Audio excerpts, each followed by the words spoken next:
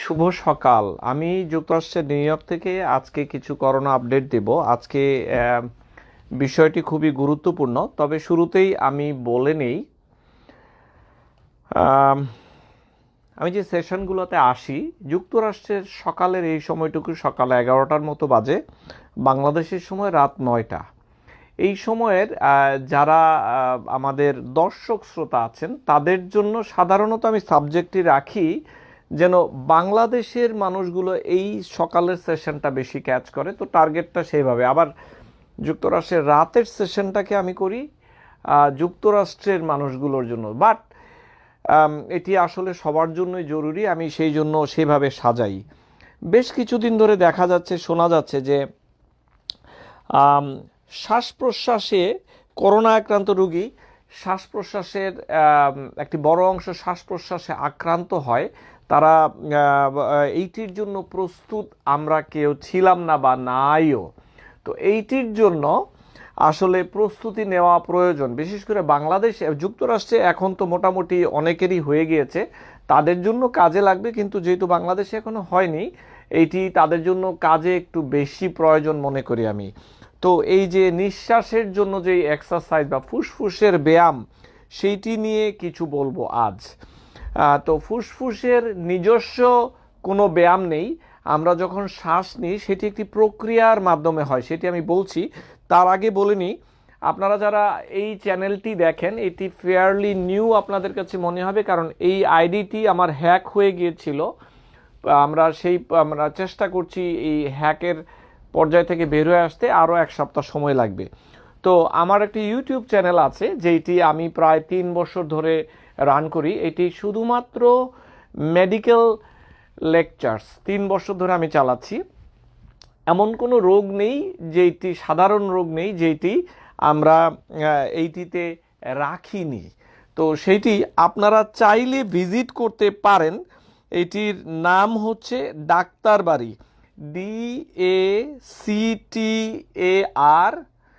DACTARBARI, Daktarbari. এটি আমি মন দিয়ে গত 3টি বছর এইটির ভেতর আমি প্রাণ খুলে দিয়েছি, যেন এইটি থেকে সাধারণ মানুষ উপকৃত হয়। তো যাই হোক, একটু দেখো তো আমার আমার এখান থেকে আমার পার্সোনাল পেজে এটা শেয়ার করে দাও। তো যাই হোক, ওইটি খেয়াল রাখবেন, ওখানে প্রচুর ভিডিও পাবেন। তো আসুন আজকে প্রথমে জেনে নিই স্বাভাবিক ফুসফুস কিভাবে কাজ করে, তারপর সেটিতে যাব। একটু লম্বা হতে পারে। এইটি হচ্ছে মানব শরীর, এইটি হলো ফুসফুস, দুটি ফুসফুস থাকে। যদি কাটা হয় এটি দেখতে এমন, শ্বাস যাওয়ার পরে শ্বাসনালী দিয়ে এই যে ট্রাকিয়া দুই পাশে এইভাবে ভাগ হয়ে যায়, ফুসফুসের ভেতর এইভাবে ছড়ায়। এই যে এইটি হলো ফুসফুসের ট্রেকিয়া, সবুজটি। তো বাতাস, একদম ফ্রেশ বাতাস এখানে আসে, তারপর এই যে লাল অংশটুকু সেখানে ছোট ছোট মিলিয়নস অফ অ্যালভিওলাই থাকে, সেখানে এইটি বাতাসের আদান প্রদান ঘটে। তো যা বলছিলাম, এটি কাটলে এমন দেখা যায়। তো এইটি নিজস্ব কোনো ক্ষমতা নাই যে এটি শ্বাস নিলে শ্বাস বাড়বে, এইটির জন্য কিছু সাহায্যের প্রয়োজন হয়। যেমন এটি ডায়াফ্রাম নামে একটি ফ্যাসার মতো আছে, যেটি পেটের সাথে বুকের আলাদা করে। এটি একটি ফ্যাসার মতো, এটি খুবই স্ট্রং একটি মাসেল গ্রুপ। যখন আমরা শ্বাস নিচ্ছি বাতাসের ঠেলায় কিন্তু ফুসফুস বড় হয় না, বড় হয় বিভিন্ন মাসেল, এর মধ্যে এই ডায়াফ্রামটি টেনে এটিকে নিচে আসে, বাতাসটি ইজিলি আসে। তারপর ইন্টারকস্টাল মাসেলস, অর্থাৎ পাঁজরের যে মাসেলগুলো আছে, এই যে এইগুলো এটাকে টেনে লম্বা করে হাড্ডিটাকে, ধরুন এটি হচ্ছে হাড্ডি পাঁজরের, এইটিকে টেনে ইন্টারকস্টাল মাসেল বড় করছে, সো পাঁজরটি বড় হচ্ছে। আর নিচের থেকে যে ডায়াফ্রাম রয়েছে এইটিও এটিকে টেনে বড় করে, চারিদিকে এটি বড় হয়, 3 দিকে বড় হয়। এটি সরিয়ে ফেলো। হ্যাঁ,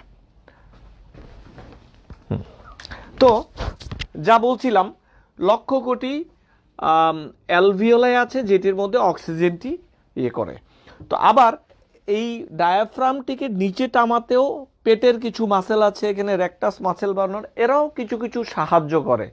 ইদানিং তো বলা হয় যে থাই মাসেলগুলোও যদি পাওয়ারফুল থাকে তাহলে শ্বাস নিতে সুবিধা হয়। তো অনেক সায়েন্স চেঞ্জ হচ্ছে দিনে দিনে, তো এই বেসিকটি জানা থাকলে আপনারা বুঝতে পারবেন যে কিভাবে কি হবে। তো ফুসফুস এবং করোনায় কেন এতটা ইম্পর্টেন্ট, এটা একটি জানা দরকার। করোনা ভাইরাস এই যে গলা, নাক বা গলা থেকে যেয়ে এটি এখানে কিছুদিন 3-4 দিন বসে থাকে, তারপর এটি আস্তে করে ফুসফুসে আসে, ফুসফুসে প্রদাহ তৈরি করে। প্রদাহ কিভাবে তৈরি করে? কারো কারো ক্ষেত্রে হালকা প্রদাহ, কারো কারো ক্ষেত্রে নিউমোনিয়া একদম পুরো ফুসফুসটি দুই পাশে একদম শেষ করে দেয়। হ্যাঁ, কারো কারো ক্ষেত্রে দেখা যায় যে এআরডিএস হয়, এআরডিএস অর্থাৎ একেবারে ম্যাসিভ সাইটোকাইন দিয়ে এটি নষ্ট করে দেয় পুরো ফুসফুসকে। কারো কারো ক্ষেত্রে দেখা যায় যে রক্ত জমাট বাঁধে এটির ভেতরে। তো এটি বিভিন্ন রকমের ক্ষতি এটি করতে পারে। তো যদি ফুসফুসটি ব্যায়াম ঠিক মতো করতে পারেন, কিছুটা প্রোটেকশন অ্যাডেড পাওয়া যায়। এই সমস্ত ব্যায়ামগুলো যে একদম শুরু হলেই আপনি করে নিলেন তা নয়, এই মাসেলগুলোর পাওয়ার বাড়াতে হলে একটু আগে থেকে প্রস্তুতি নিয়ে করাই ভালো। তার মানে এই নয় যে আপনি করবেন না, করা প্রয়োজন, আমি বিশ্বাস করি। আসুন একটু জেনে নিই ঘটনাটা কি। কিন্তু এইরকম কোনো একটি ঔষধ নেই যেটি দিয়ে খেলে আপনি ভালো হয়ে যাবেন, আপনার ফুসফুসটি ভালো হবে। করোনায় আক্রান্ত রোগীর এই মুহূর্ত পর্যন্ত কোনো সেই রকম ওষুধ নেই যে ফুসফুসের পাওয়ার বাড়বে। তো যাই বলছিলাম যে কিছু সাধারণ জিনিস করতে হবে এবং কিছু স্পেসিফিক এক্সারসাইজ করতে হবে। সাধারণ জিনিস কি? পুষ্টিসম্মত খাবার খেতে হবে, সুষম খাদ্য খেতে হবে। হ্যাঁ, মাছ, মাংস, ডিম এই টাইপের জিনিসগুলো খেতে হবে। প্রচুর পানি খেতে হবে, সেটি প্রায় 1.5 থেকে 2 গুণ পানি সারাদিনে। মানুষের যে প্রয়োজন 6 গ্লাস, সেখানে 10, 11, 12 গ্লাস পর্যন্ত খেতে হয়। যারা ধূমপান করছেন ছেড়ে দিন ধূমপান। কিছু ঔষধ রয়েছে যেগুলো ফুসফুসের ক্ষমতাকে, মাসেলগুলোর ক্ষমতাকে কমিয়ে দেয়। যেমন কোলেস্টেরলের ওষুধ খেলে মাসেলে প্রদাহ হতে পারে, শ্বাসকষ্টের সম্ভাবনা থাকে। তার মানে এই নয় যে এটি এই মুহূর্তে বন্ধ করবেন, একটু সাবধানতা অবলম্বন করতে হবে। আর কিছু ঔষধ রয়েছে কিছু বডিতে, শরীরে ইলেকট্রোলাইটের ব্যালেন্স নষ্ট করে দেয়, সেইটিও খেয়াল রাখতে হবে। যেমন পটাশিয়াম কমে যায়, অনেক ওষুধ আছে সেগুলো। আর একটি বড় জিনিস হলো বি অ্যাক্টিভ। এইরকম একটি পরিস্থিতিতে পড়া মাত্র মানুষজন দেখি যে বিছানায় পড়ে যায়। এখানে একটি বড় মানসিক কম্পোনেন্ট আছে। এইভাবে বিছানায় পড়াটি আমি মনে করি যে একেবারে ঠিক নয়। বুঝলাম কষ্ট আছে, বুঝলাম আপনি অসুস্থ, কিন্তু সারাদিন বিছানায় পড়ে থাকবেন এইটি মানব না আমি। আমার ব্যক্তিগত পারসেপশন হচ্ছে যারা অ্যাক্টিভ তাদের বোধহয় এই রোগটি কাবু করতে পারে কম। আমি বারবার বলছি, সারাদিন শুয়ে বসে থাকবেন না। দুর্বলতা ছিল, দুর্বলতা আছে, দুর্বলতা থাকবে। তার মানে এই নয় আপনি ফ্ল্যাট হয়ে যাবেন না। হ্যাঁ, যারা একেবারেই পড়ে যাচ্ছেন, অসুস্থ, তাদের ব্যাপারটি অন্য। কিন্তু সবাই মিলে শুয়ে বসে থাকবেন এইটি হবে না। বাসার মধ্যে ঘুরঘুর করেন যতটুকু সম্ভব, ব্রিদিং এক্সারসাইজ করেন, বি পজিটিভ। এই জিনিসগুলো সবার জন্য ইম্পর্টেন্ট। আর ঘরের ওয়েদারটি ঠিক রাখতে হবে। আপনি একটি গুমোট ঘরে থাকবেন, জানালা দরজা খোলা থাকবে না, বন্ধ থাকবে, এইটি হবে না। জানালাটি একটু খুলে দিন, বাহিরে দেখুন কি হচ্ছে, একটু একটু পজিটিভ থাকতে হবে। এইটি একটি বড় মেসেজ সবার জন্য বলছি। এবং করোনা হলেই যে আপনি বাইরে যেতে পারবেন না তা নয়, আপনি যাবেন, আপনার উঠোনে যাবেন, আপনার আশেপাশে যেন কেউ না থাকে, আপনি কিছু ধরবেন না, মাস্ক পরবেন, গ্লাভস পরে আপনি উঠোনে যান। আপনি ছাদে যেতে চান, আপনি আপনার মতো করে সময় বের করে একা যান। এটি আপনার জন্য বারণ নয়, আপনাকেও সুস্থ থাকতে হবে। ডেইলি এক্সারসাইজ, অর্থাৎ আপনি যদি বাহিরে ব্যায়াম করতে যেতে না পারেন, চেয়ারটি ধরে 5 বার উঠা বসা করুন, সেইটিতেও কাজে দিবে। এই এক্সারসাইজ করার জন্য আপনাকে মাঠে ঘাটে যেতে হবে না, আমি বলছি না কখনোই। আরেকটি জিনিস, যারা অ্যাজমাতে বা হাঁপানি রোগে সাফার করছেন বা সিওপিডিতে, তারা খেয়াল রাখবেন এই সময় যেন অ্যাজমার ওষুধ কোনোভাবে বন্ধ না হয়। অ্যাজমা অবশ্যই নিয়ন্ত্রণে থাকতে হবে। আমি বেশ কিছু কল পাচ্ছি তারা অ্যাজমার ওষুধ নিচ্ছেন না। এটি একটি মারাত্মক জিনিস, যদি দেয়া হয় নিয়মিত নেওয়া উচিত। ফুসফুসের ভিতরে ছোট ছোট ছোট ছোট মাসেল আছে, তাদের ভিতরে প্রদাহ হয় এই অ্যাজমার কারণে। তো সেই ওষুধ যদি ঠিক মতো না নেন তাহলে কিন্তু বিপদ ডেকে আনবেন আপনারা নিজেদের জন্য। বাড়িতে একটি হিউমিডিফায়ার রাখুন। ফার্মেসিতে গেলে দেখবেন ছোট্ট একটি মেশিন, সেইটির মধ্যে পানি ঢেলে এটিকে পানিটি বাতাসে ছড়ানো হয়। আপনি খুব সুন্দরভাবে এটি বাড়ির বাতাসটিকে পরিষ্কার বা সুন্দর রাখে। কেউ যদি হিউমিডিফায়ার না পান, বেসিনের মধ্যে পানিটি জোরে ছাড়লে হালকা গরম পানি যে ভাপ আসে, একটু মেন্থল ঢেলে সেইটিও নিতে পারেন গরম পানিতে, সেইটিও পরিষ্কার করবে। আর ফুসফুস কম্প্রোমাইজড হচ্ছে কিনা, আপনি অলরেডি করোনা হয়েছে এবং আপনি কিভাবে বুঝবেন যে ফুসফুসের অবস্থা ভালো কিনা? এক, শ্বাসকষ্ট হচ্ছে কিনা। দুই, কাশি মারাত্মকভাবে বেড়ে যাচ্ছে কিনা। তিন, অক্সিজেন যদি চেক করেন দেখেন যে 90%-এর নিচে, তাহলে বুঝতে হবে যে আপনার ফুসফুস সুস্থ নয়। ওনাদের জিনিসগুলো দিয়ে দেন, কি চাই। আচ্ছা, তা অক্সিজেনের ব্যাপারটি খুব ইম্পর্ট্যান্ট আমি মনে করি। অক্সিজেন চেক করতে পারেন। আবার অনেকে বলেন যে কিভাবে চেক করব, মেশিন তো নেই। এটি সত্য, স্মার্টফোনের মধ্যে কিন্তু অ্যাপ আছে, পালস অক্সিমিটার নামে অ্যাপ আছে। এইটি স্বাভাবিকভাবে একজন যুবক বা যুবতী তার শ্বাস রেট 15 প্রতি মিনিটে, 15 থেকে 16, তাহলে কিভাবে হবে?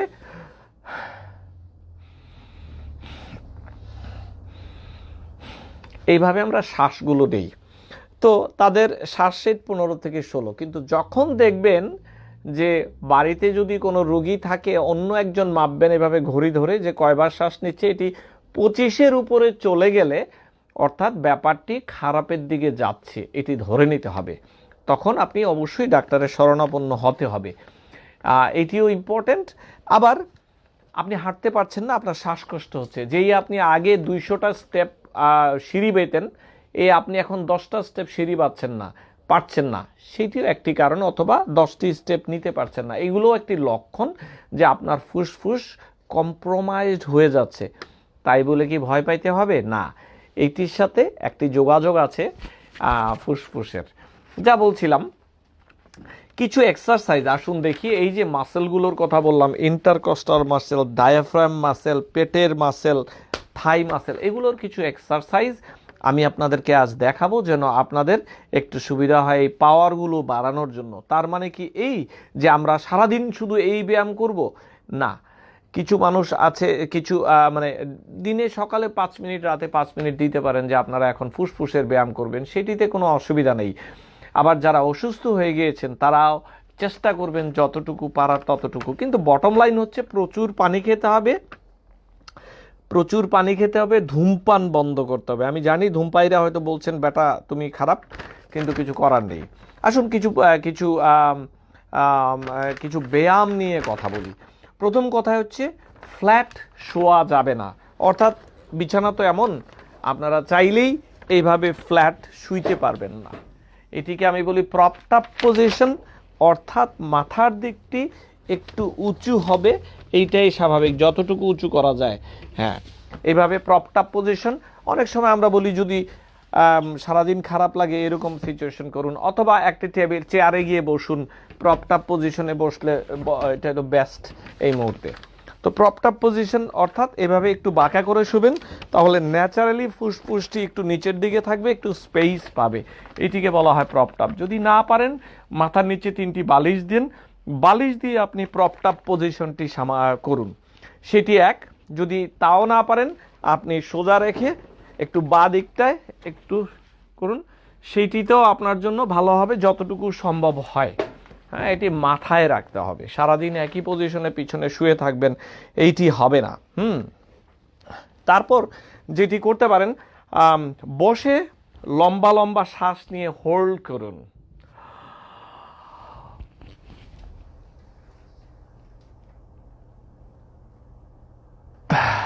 ছেড়ে দিন।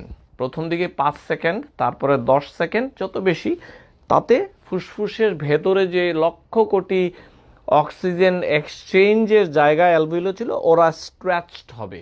প্রতিদিন সকালে এইভাবে 5 বার, রাতে 5 বার নিজে নিজে করা উচিত বলে মনে করি। বসে লম্বা শ্বাস নিয়ে করবেন। তারপর এইটি আপনি চাইলে দাঁড়িয়েও করতে পারেন।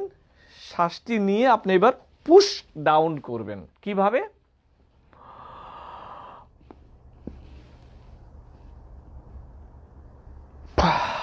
ছেড়ে দিন 5 সেকেন্ড পরে। অর্থাৎ আগেটি শ্বাস নিয়ে ধরতেন, ছেড়ে দিতেন। এবার দাঁড়ানোর পরে আপনি ম্যাক্সিমাম এফোর্ট দিলেন, শ্বাস নিয়ে পুশ ডাউন করলেন, খুলে গেল। এটি ইম্পর্টেন্ট, এটি ইম্পর্টেন্ট। সকালে 5 বার, রাতে 5 বার। এরপর যদি সম্ভব হয় জোরে জোরে শ্বাস নিন।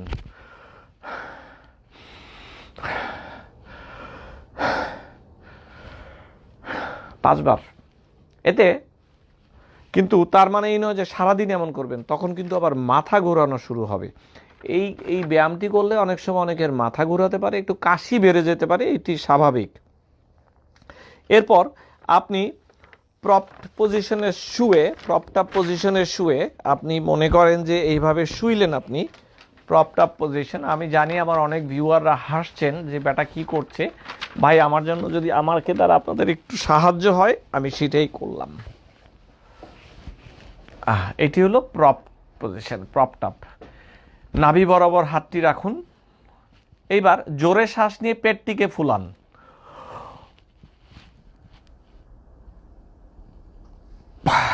ছেড়ে দিন। হাতটি কেঁধে চাপ দিন, জোরে শ্বাস নিয়ে, অর্থাৎ ন্যাচারালি আপনার স্পেস পাচ্ছে লাংস, তারপরে আপনি এটিকে ফুলিয়ে দিলেন। সকালে 5 বার, রাতে 5 বার এই ব্যায়ামটি করতে হবে। এরপর যেটি করতে হবে, আপনি সাইডে চাপ দিন, পাঁজর বরাবর চাপ দিয়ে এবার ফুলানোর চেষ্টা করুন এই চাপের বিরুদ্ধে। ছেড়ে দিন। সবগুলোই 5 বার 5 বার করে। আবার ছেড়ে দিন, হাত দিয়ে চেপে। হ্যাঁ, এরপর এখানে করুন এভাবে ধরে।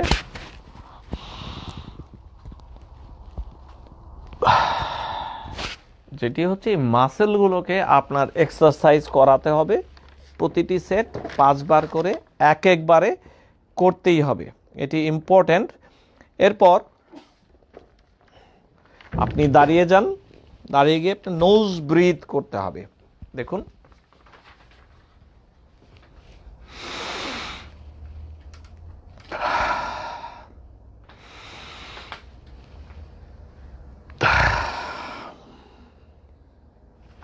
এইটি করার সময়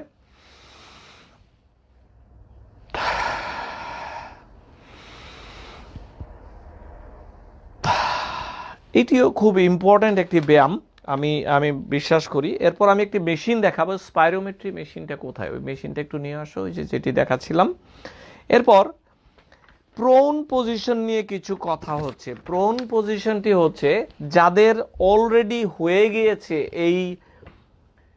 এই রোগটি, যাদের অবস্থা একটু খারাপের দিকে যাচ্ছে, তাদের ক্ষেত্রে এটি করানো হয় ফু দিয়ে। যেটা কোথায়, গাড়িতে নিয়ে আসো। হ্যাঁ, ওটা গাড়িতে থাকার কথা না, আমার রুমেও থাকতে পারে। তো প্রোন পজিশনটি হচ্ছে যাদের অলরেডি হয়ে গিয়েছে তারা করতে পারেন। মাঝারি পর্যায়ে যারা রোগী আছেন তাদের এতে অক্সিজেনেশনটা একটু বাড়ে। ARDS যদি ডেভেলপ করে তখন এটি করানো হয়, এটি তখন। তো সেইটি আমি বলছি, এটি হচ্ছে শুবেন, পেট নিচে দিয়ে মাথাটা এইভাবে দিয়ে, মাথাটা একটু নিচে থাকবে,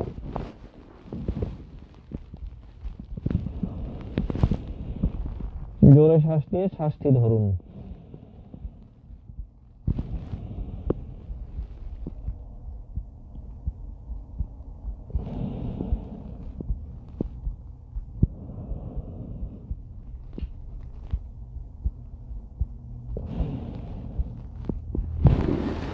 এইটি হচ্ছে যাদের অলরেডি হয়ে গিয়েছে এবং বাড়িতে আছেন, তারা শ্বাসকষ্ট কিছুটা ফিল করছেন, চেষ্টা করছেন, এটি তাদের জন্য। এরপর একটি মেশিন আছে, আমি আগেও দেখেছি স্পাইরোমেট্রি। এইটি হচ্ছে, এই মেশিনটি অনেক ফার্মেসিতেই পাবেন, যারা পাবেন তাদের জন্য ভালো। সকালে 5 বার, দুপুরে 5 বার, রাতে 5 বার করতে পারেন। এভাবে নিয়ে ফু দিয়ে কাঁটাটি যতটুকু উঠানো যায় তত ভালো।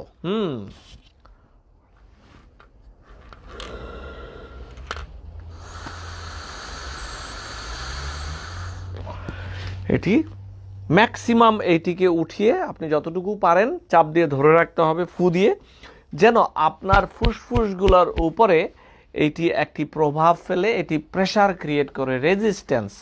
দেখুন আমরা পেশিতন্ত্রের ব্যায়াম কিভাবে করি, একটি রেজিস্ট্যান্স পাওয়ার দিয়ে তারপরে এটিকে বাড়ানো হয়, ঠিক সেইমভাবে আমরা কিন্তু কখনো এই ফুসফুস রিলেটেড যে মাসেলগুলো আছে সেগুলোকে কিন্তু কখনো এক্সারসাইজ করানো হয় না।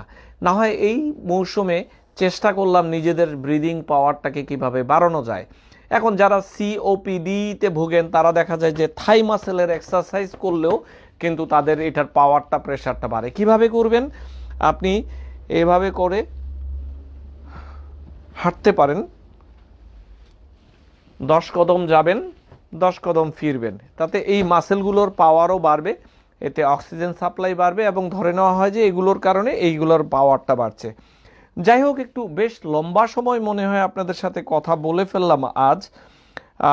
অনেক কিছুই কাভার করলাম, ভেরি ইন্টারেস্টিং সাবজেক্ট। আমার ধারণা এটি আপনাদের কাজে দেবে। আমরা এই ব্যাপারটি নিয়ে যেন প্যারানয়েড বা সন্দেহজনকভাবে না হই যে আমরা সবাই মিলে জাতি এই এক্সারসাইজটি এখন থেকে শুরু করে দিব। হ্যাঁ, সময় পেলে করবেন, এটি ভালো। আর যারা করোনার লক্ষণ দেখা যাচ্ছে তারা অবশ্যই করা উচিত, প্রথম থেকেই করা উচিত বলে আমি মনে করি। প্রচুর পানি খাবেন, ধূমপান বন্ধ করুন, ধূমপান বন্ধ করুন, ধূমপান বন্ধ করুন। আসুন আমরা কিছু উত্তর নিই, তারপর আমরা বাকিটা বলবো।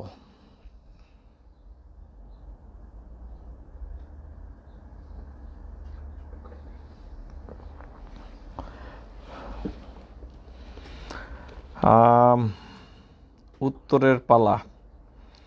আচ্ছা, আমি কি এখানে আসলে ভালো হবে? হ্যাঁ, ঠিক আছে। আমার হালকা হুলকুম শুষ্ক হয়ে যায়, কাটার মতো কুচি কুচি, বুঝতে পারছি না। আমার জ্বর নিয়ে তো অনেক কথা বলেছি ভাইয়া। আমার অ্যাজমার জন্য ঠান্ডা লেগেই থাকে। হ্যাঁ, অ্যাজমা আসলে আপনাকে সাবধানী হতে হবে, তার মানে এই নয় যে ভয়ে ভীত হবেন। অ্যাজমার ঔষধগুলো অপটিমাইজ করুন, অর্থাৎ ওষুধ যেন ঠিক মতো কাজ করে সেই দিকে আপনাদের নজর দিতে হবে। Shahana Nasrin, if anybody now takes vaccine for pneumonia, will it work against pneumonia causing corona? দারুণ সুন্দর প্রশ্ন। নিউমোনিয়ার ভ্যাকসিন তো আসলে সবার জন্য নয়, 65 বছরের উপরে অথবা যাদের কঠিন রোগবালাই রয়েছে তারা 65 বছরের নিচে দিতে পারেন। হ্যাঁ, নিউমোনিয়ার ভ্যাকসিন নিলে এটি লাভজনক হতে পারে, যে করোনায় আক্রান্ত রোগীর অনেক সময় দেখা যায় অন্যান্য ইনফেকশনও আসতে চায় কাছে, সেই ক্ষেত্রে সেটিতে হয়তো উপকার হবে, কিন্তু এটি কাজ শুরু করতেও তো 3টি সপ্তাহ লাগবে। যেমন জার্মানির কি নাম, অ্যাঙ্গেলা মার্কেল, যে প্রধানমন্ত্রী, সরকার প্রধান, উনি তাড়াহুড়ো করে এই ভ্যাকসিনটি নিয়েছেন, কারণ ওনার বয়স বোধহয় 65-র উপরে। হ্যাঁ, ইয়াং মানুষ যারা আছেন কোনো কারণ ছাড়া এই ভ্যাকসিনটির কাছে যাবেন না, প্রয়োজন নেই কোনো। স্যার, ফুসফুস ভালো রাখার জন্য কোনো বিশেষ খাবার আছে কি না? না, পুষ্টিযুক্ত খাবারই যথেষ্ট ফুসফুস ভালো রাখার জন্য। খসরু ভুইয়া লিখেছেন আমার ওয়াইফের অ্যাজমা সমস্যা আছে। হ্যাঁ, আপনি চেষ্টা করবেন ওনার অ্যাজমাটি যেন নিয়ন্ত্রণে থাকে, ডাক্তারের পরামর্শক্রমে যেন সেইটি ওষুধ ঠিক মতো আপনারা নেন, সেইটি করতে হবে। আমার কাশি 5-6 দিন, না 5-6 দিন কাশি এখন নিয়ে কথা বলছি না, আমার অনেক দিন ধরে হালকা কাশি, সবাই কাশিতে আক্রান্ত। সাইমা আক্তার, ডক্টর এই মেশিনটার নাম কি? স্পাইরোমিটার। হ্যাঁ, ব্রিদিং এক্সারসাইজার। সুন্দর প্রশ্ন করেছেন, ফার্মেসিতে পাবেন, প্রেসক্রিপশন ছাড়াও পাবেন। অনিতা দাস, আমার একটু টেনশন হলে বুকে ধরপড় করে। হ্যাঁ, এটি করোনা অ্যাংজাইটি। এটি আছে এখন খুব, আমি দেখতে পাচ্ছি ভীষণভাবে। অনেকেই তো এটির ব্যাপারে প্রস্তুত ছিলেন না, এটির স্ট্রেস অনেকে কাজ করে আমি জানি। কি করবেন, একটু তো শক্ত থাকতে হবে, তাই না? শক্ত থাকা ছাড়া এটার আসলে কোনো উপায় নেই। ঔষধ আছে, কয়দিন দেব বলেন? এই ওষুধগুলো তো সুস্থ ওষুধ নয়। তারপর লিখেছেন, স্যার আমার অনেক দিন যাবত একটু গলা কুটকুট করে, মাসখানেক থেকে বোধহয় অ্যালার্জি। আপনার শ্বাসকষ্ট হলে তাৎক্ষণিকভাবে কি করণীয়? এখন শ্বাসকষ্ট আপনার কোনো রোগ বালাই নেই, জ্বর নেই, কিছু নাই, হঠাৎ শ্বাসকষ্ট, সেটির জন্য আমার মনে হয় না এমন কিছু আছে, এতে টেনশন হতে পারে। কিন্তু যাদের অ্যাজমা আছে তাদের এক রকমের চিকিৎসা, যাদের করোনা সংক্রান্ত রোগ হয়েছে এবং শ্বাসকষ্ট হয়েছে তাদেরকে ডাক্তার দেখে এটির চিকিৎসা করতে হবে। হুটুস করে একটি ওষুধের নাম বলে দেওয়াটা বিশাল ভুল হবে আপনার জন্য। করোনা ওষুধ বের করার সাথে সাথে 30 থেকে 50 টাকার মধ্যে যদি পরীক্ষার কিট তৈরি করা যায় এবং এটা যদি জনসাধারণের কাছে সহজে যায়, তাহলে আমার মনে হয় করোনা দ্রুত প্রতিরোধ করা যাবে। হ্যাঁ, ডায়াগনস্টিক কিট একমাত্র সলিউশন প্রতিরোধের জন্য। যত বেশি সম্ভব মানুষের কাছে এটি পৌঁছে দিতে হবে। যাদের পজিটিভ আসবে তাদেরকে জোর করে বাড়িতে আটকে রাখতে হবে একটি জায়গাতে। এটি প্রতিরোধের একটি মূল মন্ত্র। যদি 90-এর নিচে থাকে তখন কি করব? রফিক সাহেব লিখেছেন, সুন্দর প্রশ্ন। যদি অক্সিজেন স্যাচুরেশন 90-এর সাথে সে নিচে থাকে তাহলে আপনাকে ডাক্তারের কাছে যেতে হবে অবশ্যই। কিন্তু আপনি হাঁটছেন, খেলছেন, কোনো প্রবলেম নাই, এই 90% যেটি বললেন সেটি কোনো অর্থ বহন করে না। আপনাকে লক্ষণ সহ হতে হবে। অনেক রোগ আছে যেটির কারণে হাতের ব্লাড সাপ্লাই কমে যায়, তখন মনে হবে যে 85%, কিন্তু এটি কোনো ব্যাপার না সেই ক্ষেত্রে। তো যাই হোক, আপনার ডাক্তারের কাছে এটি ব্যাপারটি নিয়ে কথা বলতে হবে। এরপর বলেছেন 30-50 অনেক প্রশ্ন। এসপিও যদি 90%। কামরুজ্জামান ভুইয়া, আমাদের দেশেই পিপি বানাচ্ছে, অভাবটা কই দেখলেন? কত লাগে আমাকে বলবেন? হ্যাঁ, না, আমি পিপি নিয়ে অভাব বোধ করছি না এখন। পিপি বানাচ্ছে, মেডিকেল গ্রেড কিনা সেটিতে আমি নাইবা গেলাম। ডাক্তার সাহেবরা নিজেরাও পিপি কিনছেন, এটি একটি ভালো দিক। পিপি কিন্তু একমাত্র সমাধান নয়, তাই বলো যে ডক্টরদেরকে আমরা সামনে ঠেলে দিয়ে মেরে ফেলবো, সেটিও নয়। আসলে তাদের ব্যাপারটি বুঝে একটু সেফলি তারা যেন কাজ করতে পারে, এইটি একটু খেয়াল রাখতে হবে। তারা চেষ্টা করছে। যুক্তরাজ্যে অনেক ডাক্তার মারা গিয়েছে, ইটালিতে। আমরা তো শুধু ডাক্তারের কথা শুনি, অনেক নার্স মারা যাচ্ছে, অনেক স্বাস্থ্যকর্মী মারা যাচ্ছে। আমরা যেন তাদের পাশে দাঁড়াই। তারা আমাদের এই সময়কার ফ্রন্ট যোদ্ধা। তাদেরকে নিয়ে যত আমাদের ক্ষোভ আছে, না হয় আমরা পরেই ক্ষোভগুলো নিয়ে কথা বললাম। আমরা চলুন তাদের পাশে দাঁড়াই। তারা কি প্রয়োজন, এটি করোনা ভাইরাস থেকে ব্রেনে যেতে পারে। হ্যাঁ, ইদানিং দেখা যাচ্ছে এই ব্যাটা ব্রেনেও পর্যন্ত পৌঁছে যাচ্ছে। আমার সিলেটের ডাক্তার মঈনুদ্দিন স্যার, হ্যাঁ, আজ ইন্তেকাল করেছেন। উনি অনেক ভালো মানুষ ছিলেন। আপনি যেভাবে মানুষগুলোকে বুঝিয়ে বলেন, তিনিও ওনার জন্য আমার সত্যি খারাপ লাগছে। উনি ঢাকা মেডিকেল কলেজের বিশিষ্ট গ্র্যাজুয়েট। উনি নিশ্চয় বিধাতা আল্লাহ তাআলা নিশ্চয়ই ওনাকে জান্নাতবাসী করবেন। খারাপ লাগছে ওনার জন্য। রীতামণি স্যার, করোনা হলে প্রাথমিক অবস্থায় বাসায় কি ধরনের চিকিৎসা? এটি গতকালের এমন সময়ের ভিডিওটি দেখুন আপু। সাইটোক্রাইম, আমি আজ যে নিউজ দেখলাম করোনা ভাইরাসের কারণে পায়ের মধ্যে নাকি ফুলের মতো হয়ে যায়। হ্যাঁ, এটি বিভিন্ন রকমের রিয়াকশন আমরাও দেখছি। হ্যাঁ, আমার ওয়াইফের অ্যাজমা আছে। ঠিক আছে, এগুলো বলেছি। Shahana Nasrin, if antibody now takes vaccine for anybody now vaccine, আচ্ছা ওটা বলেছি। শামীম ভাই আর প্রশ্ন দিয়েন না, আমি এগুলো আনসার করছি। স্যার, দৌড়ালে কি ফুসফুস ভালো থাকে? ইয়াস, নিয়মিত ব্যায়াম করা উচিত। নিয়মিত ব্যায়াম আমি সবাইকে বলি। বি স্ট্রং, বাইরে এক্সারসাইজ, নিজেকে চ্যালেঞ্জ দিন। মা বোনেরা পারবেন না বাইরে যেতে, বাসায় করবেন, ইয়োগা করবেন, করতে হবে। এটি আপনাকে পজিটিভিটি দিবে। এবং মা বোনেরা বলছি, আপনাদের ভেতরে যেই স্ট্রেংথ, সেইটি দেখলে আপনার সন্তানেরাও পাবে। এইটি মনে রাখতে হবে। আমি আপনাদের সবাইকে বলছি, বাড়িতে বসেও এক্সারসাইজ করা যায়। এইটি আমি সব সময় প্রমোট করি। চর্বি জাতীয় খাবার কি ফুসফুসের জন্য ক্ষতিকর? চর্বি জাতীয় খাবার শরীরের জন্য কখনোই লাভজনক নয়, এটি বুঝতে হবে। অ্যাজমা রোগীর শ্বাসকষ্ট বাড়লে স্যার, রোগীর ক্ষেত্রে কি নেবুলাইজার নেওয়া যাবে? না, নেবুলাইজার নেওয়ার ব্যাপারে একটু বিধিনিষেধ আছে। ভেন্টলিন ইনহেলার নিতে পারেন, কিন্তু নেবুলাইজার নয়। করোনা রোগীর ক্ষেত্রে যদি নেবুলাইজার ব্যবহার করেন, এটি দেখা যায় অ্যারোসোলাইজড হয়ে যায়, অর্থাৎ এগুলো বাতাসে ওড়া শুরু করে। এটি একটি বিশাল মুশকিল। কন্ডেক্স সিরাপ না, আমার একটু টেনশন হলে বুক ধরপড় করে। হ্যাঁ, আমি তো অনেক প্রশ্ন আজ নিলাম, তো আশা করছি ভালো লেগেছে। ভালো লাগলে শেয়ার করুন, খুব জরুরি ব্যাপার এটি। আম, প্রশ্ন থাকলে করতে পারেন। আজ রাত 10টায় আবার নিউ ইয়র্ক সময় দেখা হবে ইম্পর্ট্যান্ট টপিক নিয়ে। আমার মাথায় আছে আজকের টপিকও খুব ইম্পর্ট্যান্ট। আপনাদের ভালোবাসা আমাকে আরও সামনে যেতে সাহায্য করছে। আমি পরিষ্কারভাবে বলতে চাই, আমি এই সময়ের কোনো বীর নই, আমি আপনাদের মতোই মানুষ। আল্লাহ তাআলা আমাকে সেই আমার ভেতরে সেই শক্তিটুকু দিয়েছেন যেন বিপদে আমি মাঠ ছেড়ে না যাই। আমি এই ব্যাপারে প্রস্তুত, এবং গত 4টি সপ্তাহ ধরে আমি আমার মতো করে চেষ্টা করে যাচ্ছি। আশা করছি সামনেও থাকব। আগামীকাল চিন্তা করছি, অনেকে আমার পরিচয় জানতে চান, বাংলাদেশে কি, কোথায় কি, আমার বংশ পরিচয়, অনেক কিছু জানতে চান, খুব আদর করেই জানতে চান। তো আশা করছি কালকে সকালে সেইটি বেশি বলবো, আর করোনা নিয়ে একটু কম বলবো। কি বলেন? সেটি দেখলে হয়তো, শুনলে অনেকে হয়তো উদ্বুদ্ধ হবেন যে মানুষের পাশে দাঁড়ানোর উদাহরণগুলো কিভাবে তৈরি হয়। হ্যাঁ, আমি গত 20 বছর ধরেই বাংলাদেশের মানুষের জন্য কাজ করে আসছি। তো আপনাদের এত প্রশ্ন আসছে আমার কাছে, না হয় কাল আমি একটু আমার ঢোল পিটালাম, শুনবেন কিনা সবাই। তো কাল আমি আশা করছি আমার নিজের সম্পর্কে একটু বলবো, অনেকে আমার পরিচিতি জানতে চান। তো যে যেখানে থাকুন, সুস্থ থাকুন, ভালো থাকুন, পজিটিভ থাকুন। পজিটিভ হলেই আমরা এই যুদ্ধ থেকে বেঁচে আসতে পারবো। 1971-এ যেখানে আমরা কিছুই জানতাম না আমাদের লক্ষ্য কি হবে, আমরা 7 কোটি মানুষ আমরা ঝাঁপিয়ে পড়ে একটি দেশকে ছিনিয়ে এনেছি 9 মাসে। আর এখন 16 কোটি মানুষ, সাথে যোগ্য নেতৃত্ব আছে। আমাদেরকে পারতেই হবে। বিধাতার উপর ভরসা রাখুন। আজ রাতে আবার কথা হবে।